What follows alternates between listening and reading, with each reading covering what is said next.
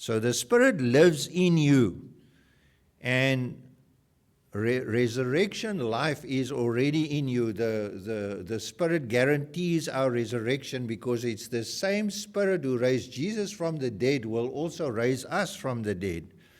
But when we say these things are true, I belong to Jesus, the Spirit lives in me, does that mean there's no further obligation? That I'm saved and I'm on my way to heaven and everything is fine? Now notice that this passage from verse 12 starts with the words, we are debtors and not to the flesh. And what that tells us, that indwelling of the Spirit inside of us creates an obligation. The debt of the liberated soul. It says there in verse 12, dear brothers, therefore, brothers, we have an obligation, but not to the flesh or the sinful nature, to live according to it. Your old life is past. When you become a Christian, your old life is past. In Romans 6, Paul says, you died to sin. So how can you live in sin any longer? But we find that we do sin. And in chapter 7 of Romans, he says, the things I want to do, I don't do. And the things I do not want to do, I keep on doing. And I find that there's this war inside of me. The Spirit warring against my flesh. And also in Romans 6, he says, do you not know that when you sin, you are slaves to sin? You are slaves of the one you obey. So if I have a sin in my life, a specific sin that I cannot conquer, that is there all the time, then I'm a slave to that sin. And he says, you're slaves to the one you obey.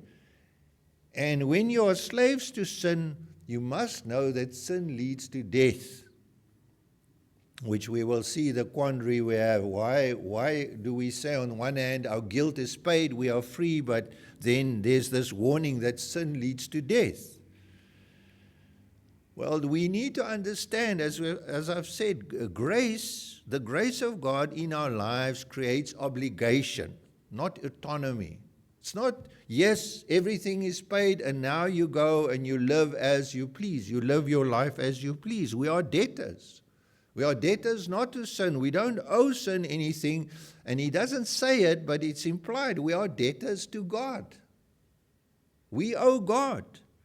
Even if we only owe him immense gratitude for what he has done for us. A debt of gratitude, but there's more to that. When God has purchased us through the blood of Christ, we belong to him. And we have to live in that way. Let me give you an example.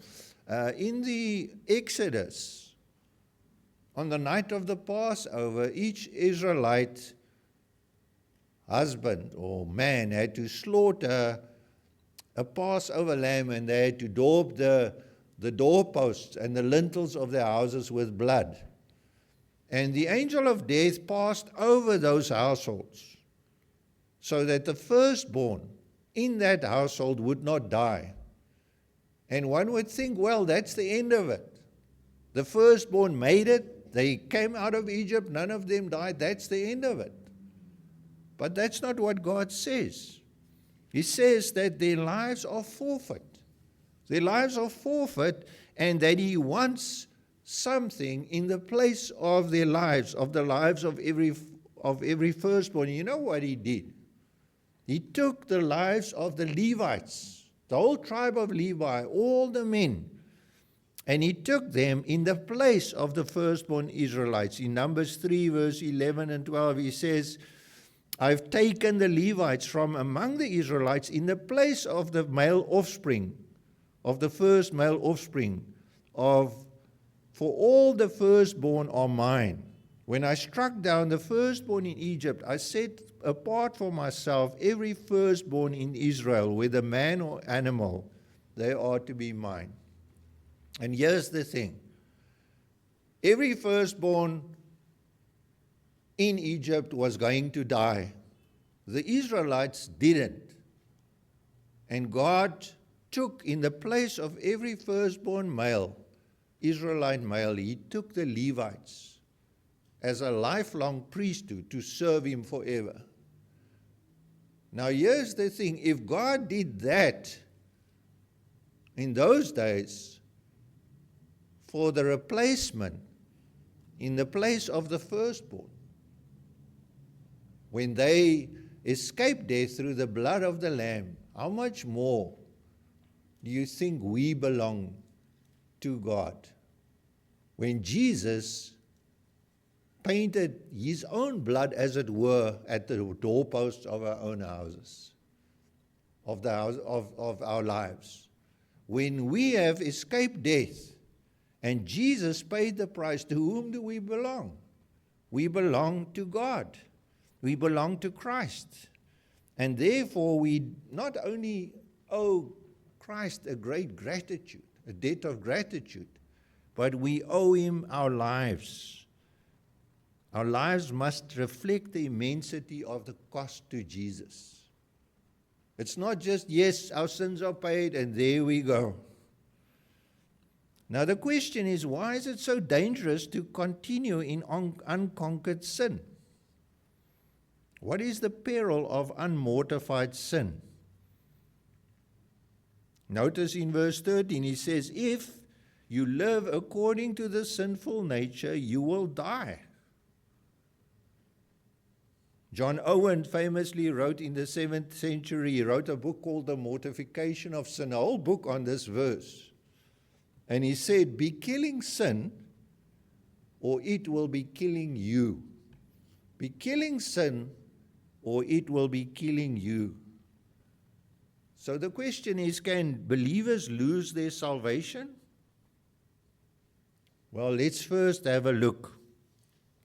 Can sin kill the believer?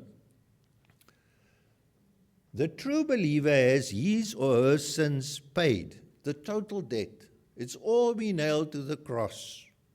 It cannot be undone. Once you have received the new birth, you've received the Spirit, this cannot be undone.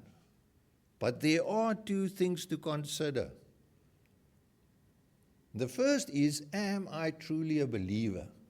Because if I say I've been born again, and I believe that Jesus paid for my sins on the cross, and yet I see in my life a pattern of unbroken sin, of something that I cannot conquer, I have to ask the question, am I passing the test, or am I fooling myself? Perhaps I've never been saved at all. Perhaps I'm exhibiting the marks of an unbeliever and not of a Christian. Yes, I think I'm a Christian, but if I look at my life, I don't see the corroborating evidence.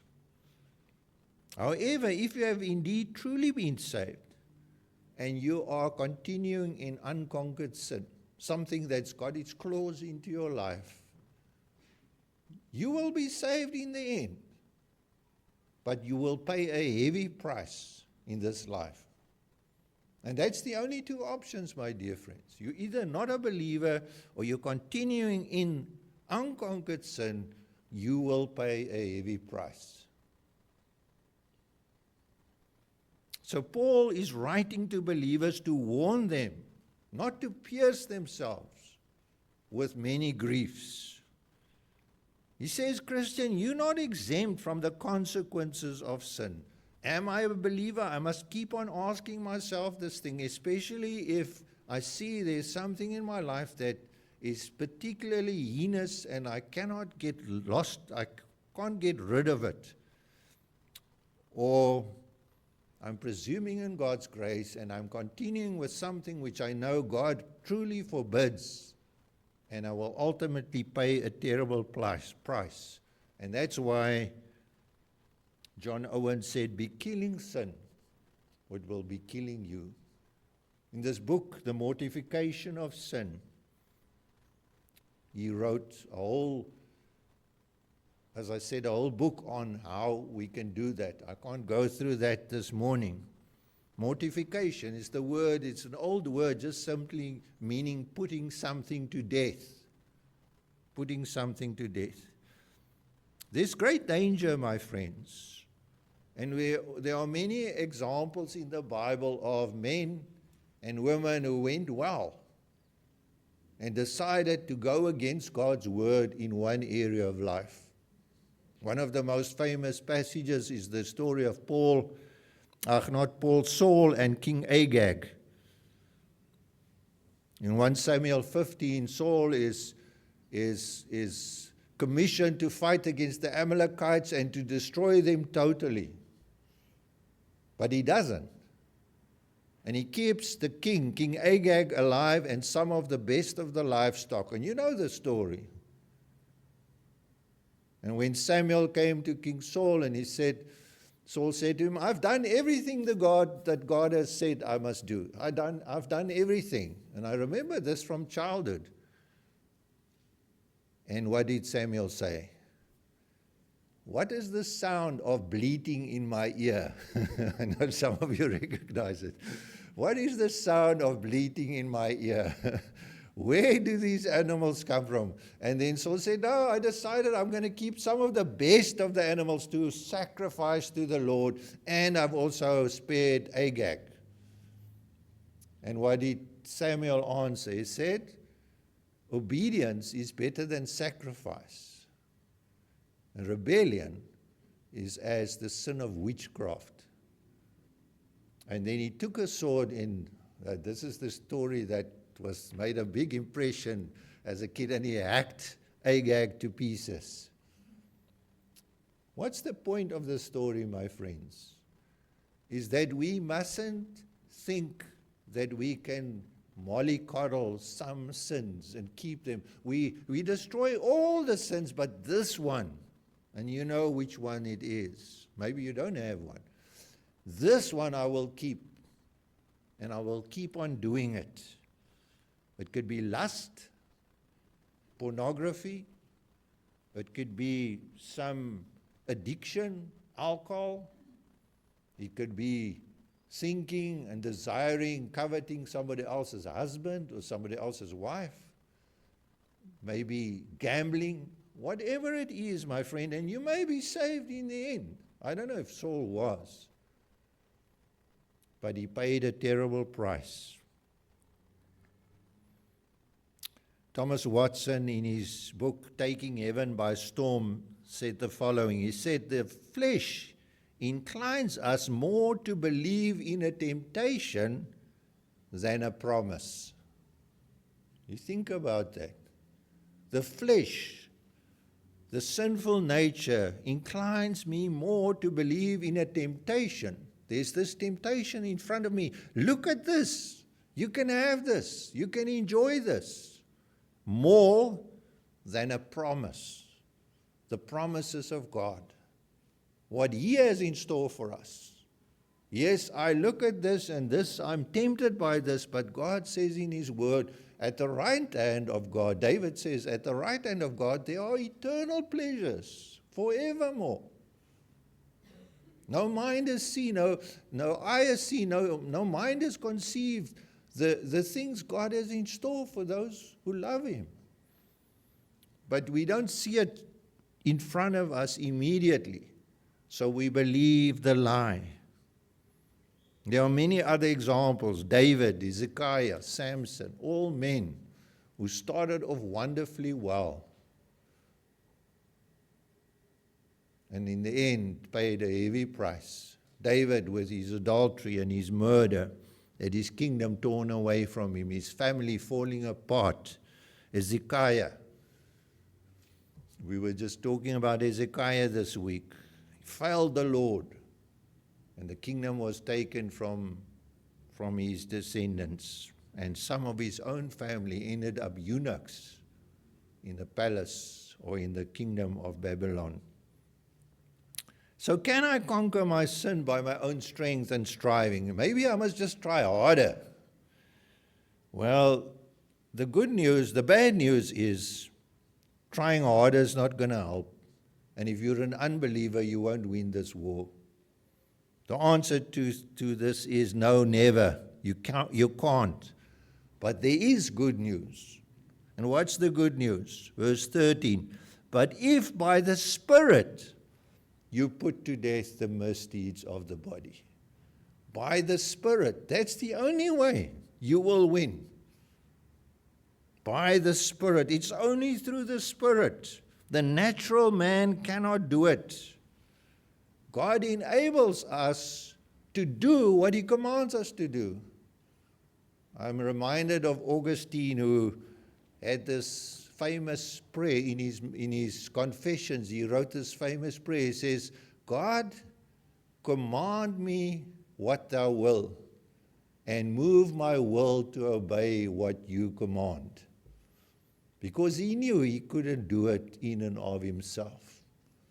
Command me what you will, Lord, and move my will to obey what you command. And the only way I can do that is through the Spirit. What God commands, He also enables. And so what must I do? I must fight. I must fight. It's a war. It's a lifelong war. It never ceases till you breathe your last breath here on earth. You never reach the point where you can say, now I can relax. For the next 5 years, I'm okay. I love Charles Spurgeon.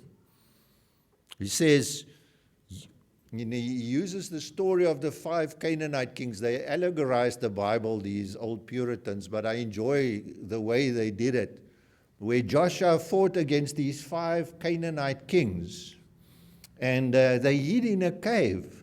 And so what he did is he put a big rock in front of the cave to keep them there, and he went on fighting the rest of the day against the armies of these 5 kings. And in the end, he opened the cave, brought them out, and he executed them, and he hung them up in the sun.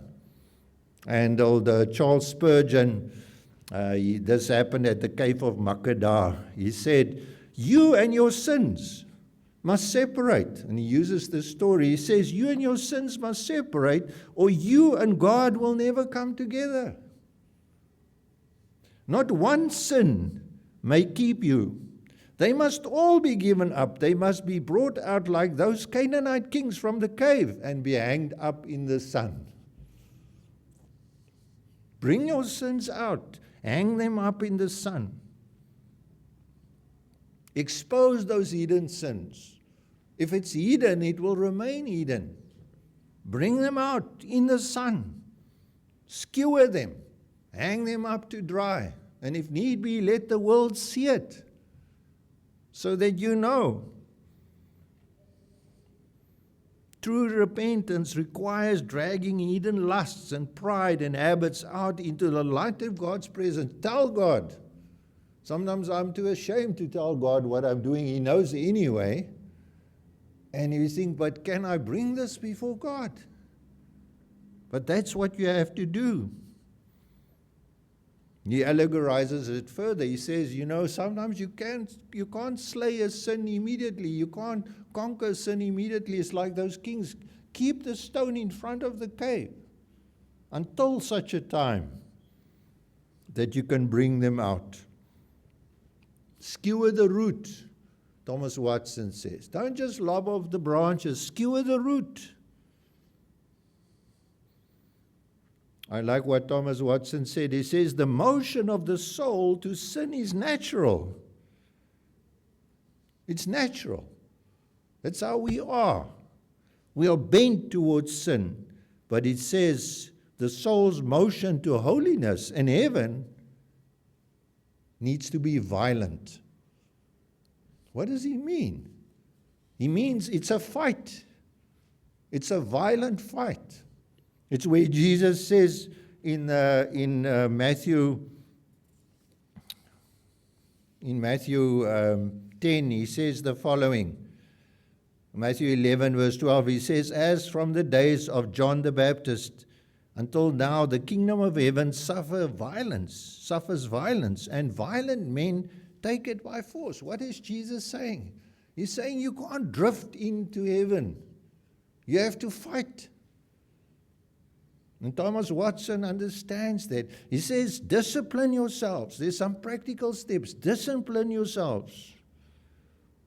Pray, read the word, meditate. The psalmist says, wake up, get up in the morning, awaken the dawn. Don't sleep till 12 o'clock. Awaken the dawn and start the day with discipline. Discipline yourselves. Read the Word. The Word will tell you where the problems are. In Hebrews he says, the Word of God is living and active and sharper than any two-edged sword, piercing as far as the division of soul and spirit, joints and marrow, and able to judge the thoughts and intentions of our heart. But if you never read the Word, you'll never know. The Word cuts there where no one else, not even the surgeon, can cut. Between soul and spirit. For the believer, the good news is this: when you kill sin by the Spirit, what will happen? What will happen? The promise of a victorious life. Romans 8 verse 13, it says there at the end, if you put to death by the Spirit the misdeeds of the body, what will happen? You will live. You will live. Mortification is the pathway of spiritual vitality.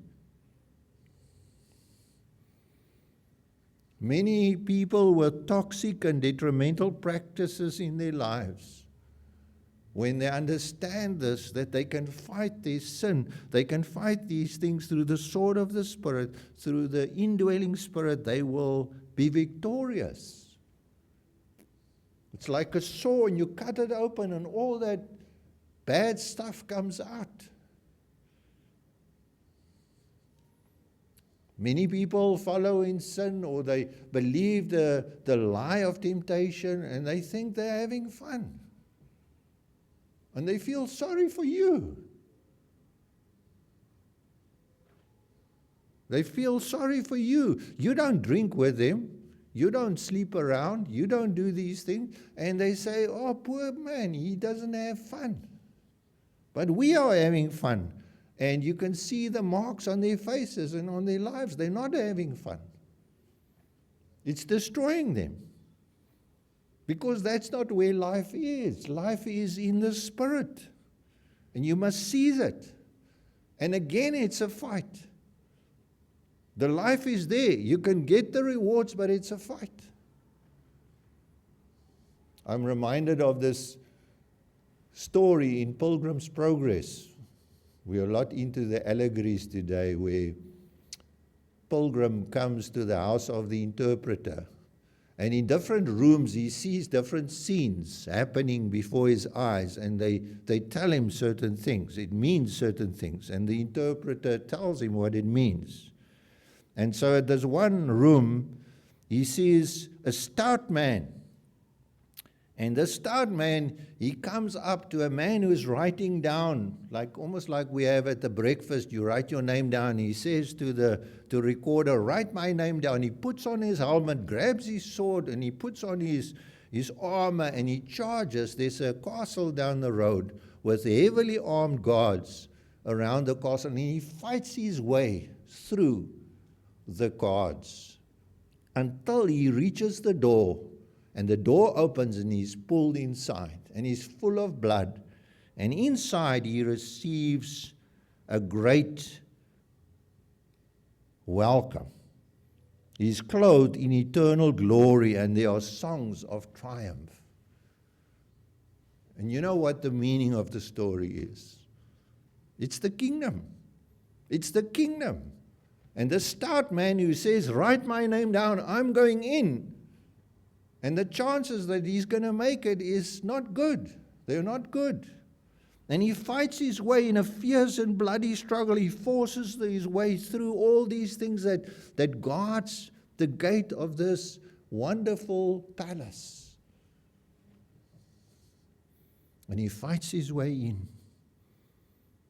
And the spiritual opposition and the earthly temptations and the trials and all the things are there in front of the door that don't want him to enter. but he fights his way in.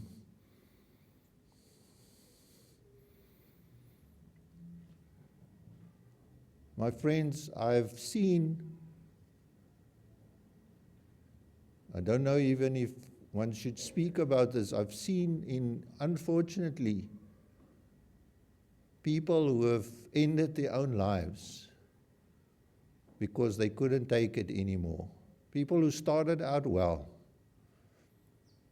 And they come to a point where their sin catches up with them. And they may have been even believers.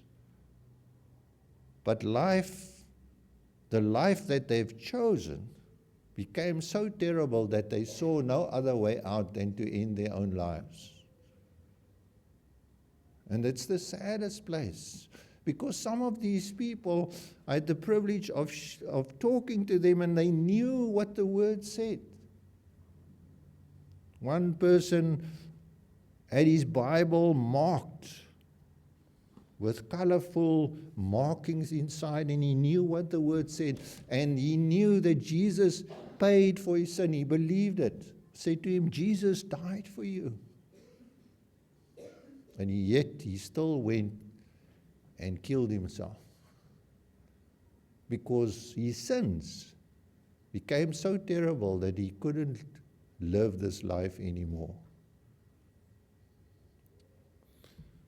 And there were other people who were exactly in the same kind of lifestyle and doing exactly the same kind of thing, and they gave it to Christ, and they gave it to God, and they said, I want to turn, I want to change. And they were victorious. And they are living victorious lives today. We have friends in both groups. Some who have ended their lives and some who are serving the Lord with great blessing today. I want to conclude by saying there's no such thing as passive Christianity. Only Spirit-empowered violence against sin. Violent men lay hold of the kingdom, Jesus said. Only violent men. And violent women as well. They lay hold of the kingdom. And those who want to live must fight. And I want to exhort you to active engagement. In Hebrews 12, it's a beautiful passage. It says, let us fix our eyes on Jesus, the author and perfecter of our faith, who for the joy set before him endured the cross, scorning its shame, and sat down at the right hand of the throne of God. And he says, consider him who endured such opposition from sinful men, so that you will not grow weary and lose heart. In your struggle against sin, you have not yet resisted to the point of shedding your blood. If you have resisted sin to the point of shedding your blood, you can raise your hand. I don't think any of us have. Maybe some of you have. But this is what the writer to the Hebrews says. Consider Jesus, and consider that in your struggle against sin, you have not yet resisted to the point of shedding your blood. That's what it takes, my dear friends. Yes, you will not lose your salvation. If you're a believer and Christ has paid for your sin and the Holy Spirit dwells in you, you will not lose your salvation. But you may be destroying yourself in some way. You may be living with some hidden sin, and you know it's wrong, and you know God's word commands against it, and you are continuing. And it could be anything. It could be money, it could be lust, it could be hate, and in the end it will destroy you. Be killing sin, or it will kill you. Amen.